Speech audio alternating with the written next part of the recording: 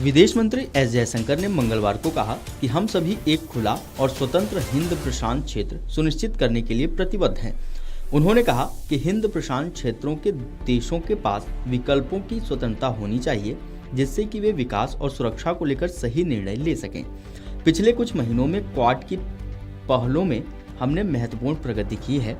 जयशंकर ने यह बात वाशिंगटन में क्वाड के सदस्य देशों के विदेश मंत्रियों की बैठक से पहले कही। विदेश मंत्री एस जयशंकर ने दुनिया को नसीहत देते हुए कहा कि दुनिया को आतंकवाद के प्रति जीरो टॉलरेंस दिखानी चाहिए। उन्होंने यह भी कहा कि आतंकवाद के पीड़ितों की तुलना आतंक फैलाने वालों से कभी नहीं की जानी चाहिए। विदेश मंत्री ने स्पष्ट शब्दों में कहा कि भारत को अपने लोगों की रक्षा करने का पूरा अधिकार है और हम इस अधिकार का प्रयोग करेंगे। दिन की शुरुआत में जयशंकर ने कहा था कि आतंकवादियों को बिना किसी सजा के काम करने की छूट नहीं दी जा सकती है।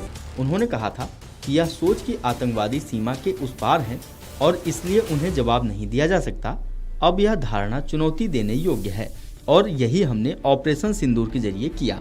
न्यूयॉर्क में बातचीत के दौरान एस जयशंकर ने कहा कि भारत अब परमाणु ब्लैकमेल के झांसे में नहीं आएगा, खासकर उस स्थिति में जब सीमा पार से आतंकवाद को बढ़ावा मिल रहा हो। उन्होंने कहा कि अब हम इस झांसे में नहीं आने वाले। अगर वह यानी पाकिस्तान हमारे यहाँ आकर कुछ करेगा तो हम भी वहां जाकर उन्हीं लोगों को निशाना बनाएंगे। न तो परमाणु धमकी से डरना और न आतंकवादियों को बख्शना और न यह कहना कि वे सिर्फ किसी के एजेंट हैं। अब हम ऐसा नहीं मानते। हमें अपने लोगों की रक्षा के लिए जो करना पड़ेगा करेंगे। आपको बता दें कि भारतीय सेना ने 7 मई को जैश ए मोहम्मद, लश्कर-ए-तैयबा और हिजबुल मुजाहिदीन जैसे संगठनों के आतंकवादी ढांचों पर सटीक हमले किए थे। ऑपरेशन सिंदूर 22 अप्रैल को पहलगाम के वायसरन इलाके में हुए आतंकी हमले के जवाब में शुरू किया गया था, जिससे 26 लोगों की मौत हो गई थी, जिनमें अधिकतर आम नागरिक थे। इसका जवाब देने के लिए पाकिस्तानी सेना ने 8, 9 और 10 मई को ड्रोन और मिसाइल से भारत के सैन्य ठिकानों पर हमले की कोशिश की, जिन्हें नाकाम कर दिया गया।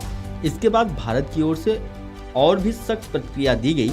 भारत ने पाकिस्तान के air defence system, radar site और कमांड एवं कंट्रोल सेंटर जैसे सैन्य ढांचे को निशाना बनाया था।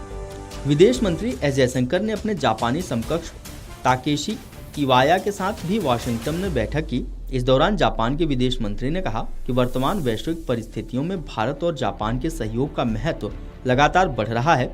मुक्त और खुले हिंद प्रशांत क्षेत्र का दृष्टिकोण आज के समय में और भी अहम हो गया है, क्योंकि यह दुनिया को टकराव और विभाजन की बजाय सहयोग की दिशा में ले जाने का मार्गदर्शन करता है। उन्होंने आगे कहा कि मैं शांति और स्थिरता बनाए रखने के लिए आपके साथ मिलकर काम करने को लेकर बेहद उत्सुक हूँ।